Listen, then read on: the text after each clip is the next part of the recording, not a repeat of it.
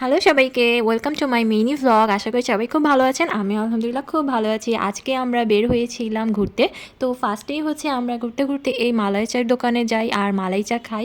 এই চাটা কিন্তু অনেক মজা ছিল, পুরো মালাই দিয়ে ভর্তি। আর এই রকম মালাই দেখে তো আমি আর লোভ ধরে রাখতে পারিনি, সঙ্গে সঙ্গে অর্ডার করে দিই আর মালাই চাটা খেয়ে নিই। তো তারপরেই হচ্ছে আমরা চলে যাই মোহাম্মদপুরের টাইম স্কোয়ার, মানে নতুন একটা খুবই ভাইরাল ফুড কোর্ট। তো ওখানে তো আমি এর আগেও গিয়েছি, আপনারা হয়তো আমার আগের ব্লগটি দেখেছেন।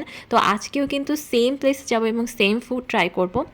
বাট আজকে আমি একটু হতাশ হয়েছিলাম, কারণ প্রথম যখন আমি গিয়েছিলাম জায়গাটা তো আগের মতোই আছে, বাট খাবারের টেস্টটা কিন্তু অনেক বেশি ভালো ছিল আর প্রাইসটাও একটু কম ছিল।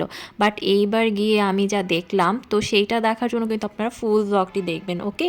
তো হচ্ছে ফার্স্টে আমি এই আগের দোকানটাতেই আবার সেই পাস্তাটাই অর্ডার করলাম, মানে ওভেন বেকড চিজ পাস্তা।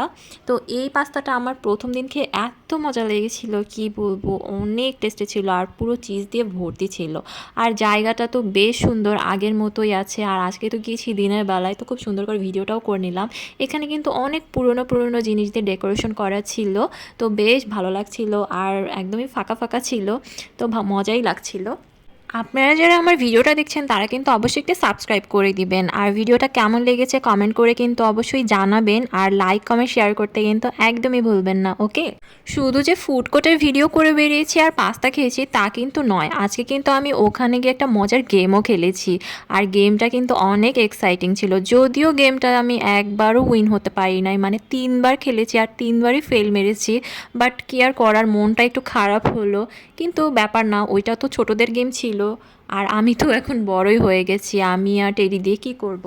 নিজেকে এই সান্ত্বনাই দিলাম, আর আরও সান্ত্বনা দিয়েছি যে এই মেশিনটাই মনে হয় খারাপ ছিল, কারণ কিছুতেই টেডি ধরতে পারছিল না, টেডিকে একটু টাচ করেই চলে আসছিল।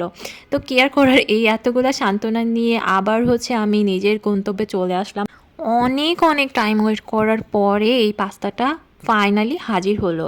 তো পাস্তাটা দেখে কিন্তু খুবই ইয়াম্মি লাগছিল, একদম চিজ দিয়ে ভরপুর। মানে দেখতেই পাচ্ছেন চিজগুলো এরকম সুতার মতো হয়ে যাচ্ছে, রাবার ব্যান্ড টাইপের।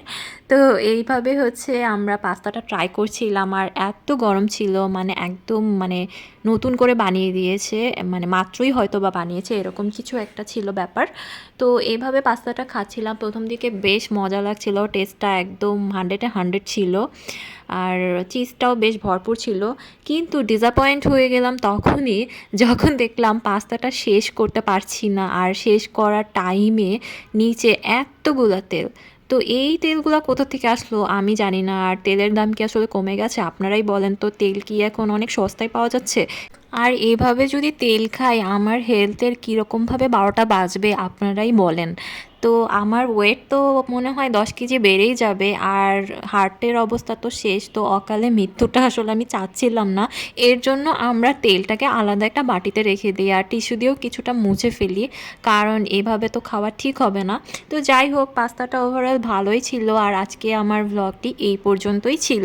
আশা করি আপনাদের ভালো লেগেছে। তো ভালো লাগলে কিন্তু অবশ্যই একটি লাইক করে দিবেন আর আমার চ্যানেলটিতে প্লিজ সাবস্ক্রাইব করে দিবেন। তো দেখা হবে নেক্সট ব্লগে, সবাই ভালো থাকবেন, আল্লাহ হাফেজ।